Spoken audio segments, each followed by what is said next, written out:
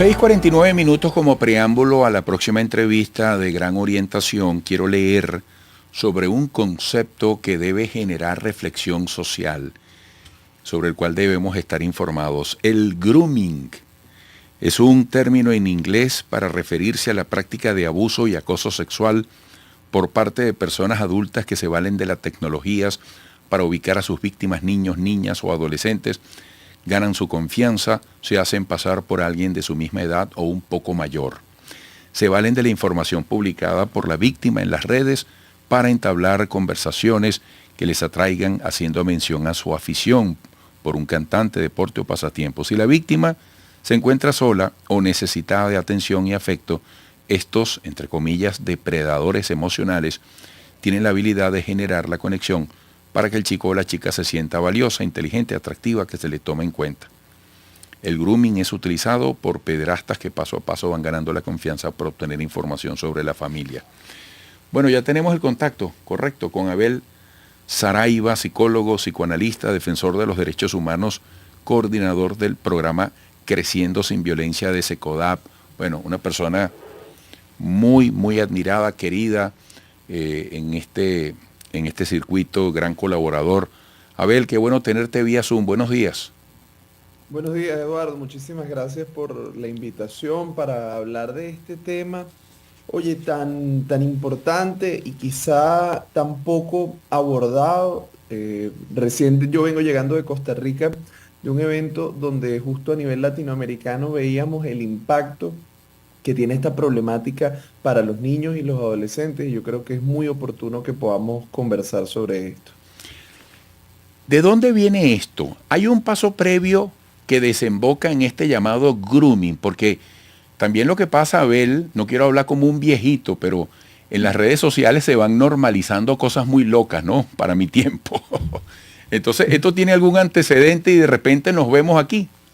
Mira, el antecedente realmente es el del marco del abuso sexual y que, a ver, ha estado presente a lo largo de la historia y se va adaptando a nuevos contextos y a nuevos tiempos, ¿no? O sea, el grooming básicamente es la estrategia de captación del agresor sexual a través de plataformas digitales. Y fíjate que pasa algo muy interesante, y es que la mayoría de las veces cuando pensamos en el grooming, y pensamos en esa aproximación de un agresor sexual, siempre nos estamos imaginando que se trata de un sujeto misterioso en un Ujú. cuarto oscuro, con un perfil tenebroso, que está acechando a nuestros hijos a través de una pantalla.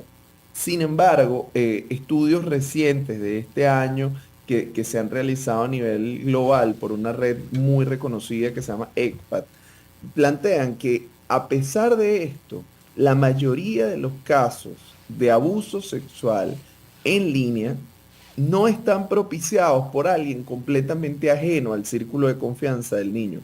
Es decir, que incluso en estas plataformas digitales puede haber algún tipo de aproximación por parte de alguien con quien el niño se siente en confianza. Y vamos a ver que esto es muy importante de entender porque justamente, y tú lo decías en tu introducción, la confianza, ganarse la confianza del niño va a ser fundamental para establecer un vínculo que sea el que permita que todas estas relaciones de agresión puedan irse desarrollando. O sea, es muy raro que, por ejemplo, un agresor sexual en el primer contacto ya envíe un contenido de pornografía o envíe un contenido inadecuado, sino que comienza justamente tratando de conocer. Por ejemplo, ahora hay un gran peligro que muchos padres desconocen y no es solo las redes sociales, sino los videojuegos en línea, porque cuando juegas en línea hay chats. Y en esos chats aparece alguien que tú no sabes quién es y que podría hacerse pasar por una persona de tu edad, y resulta que esa persona del otro lado está con un interés de abuso sexual, pero ¿cómo engancha? Por ejemplo, hay juegos como bueno, de distinto tipo de plataformas, desde los más inofensivos que hablan una que se llama Roblox, hasta juegos como el Fortnite, donde los niños compran, por ejemplo, un atuendo para su personaje y eso tiene un valor. Entonces, este agresor puede aparecer con fichas de valor de este juego para ofrecerlas como una manera de llamar la atención, una manera de captar, y luego generalmente se vale de amenazas, de que va a hacerle daño a sus padres, de que va a hacerle daño al niño, o de que va a divulgar algún tipo de contenido si es que ha habido intercambio de fotografías o demás.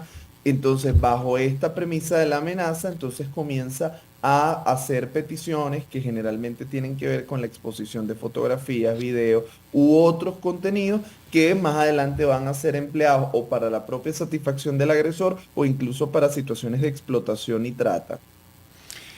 Fíjate, visto así en primera instancia, esto tiene un tema de forma que es la tecnología, tiene un tema de fondo, bueno, que son todos estos trastornos psicológicos y eso que tanto repiten ustedes los estudiosos en la materia, y es que en una gran mayoría de casos dentro de este ámbito, las cosas pasan en el entorno cercano, incluso por parte de familiares cercanos. ¿Qué podemos hacer entonces? ¿Qué podemos hacer los padres? Yo recuerdo que, por ejemplo, mi esposa, mira, un clásico, no le gustó nunca las pijamadas. Ya mis hijos son adultos, pero ella decía, mis hijos no van a estar durmiendo en otra casa, por ejemplo. Pero, ¿qué hacer, mi querido Abel?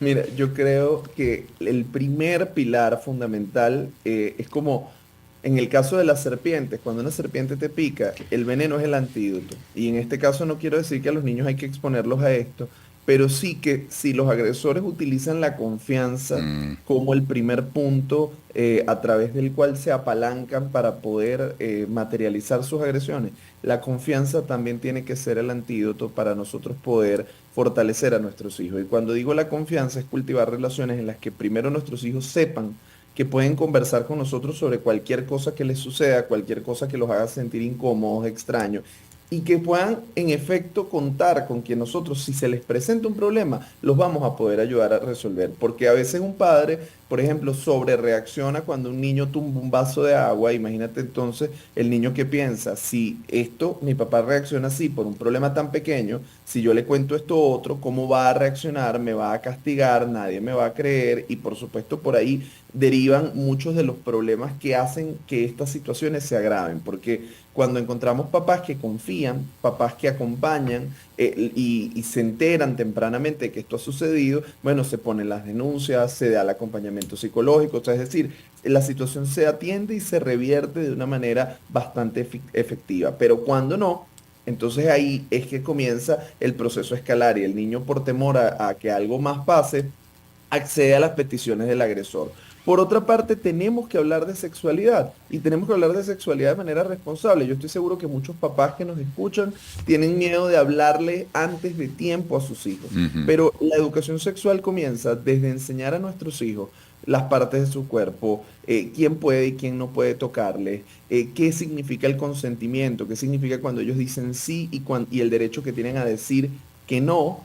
Y a partir de allí es en efecto ir conversando, ir preguntando, ir respondiendo a las preguntas que nuestros hijos tienen, porque no se trata de darles más información de la que necesitan para su edad, pero sin duda nosotros tenemos que darle mayor calidad de información. Y cierro esta idea con lo siguiente.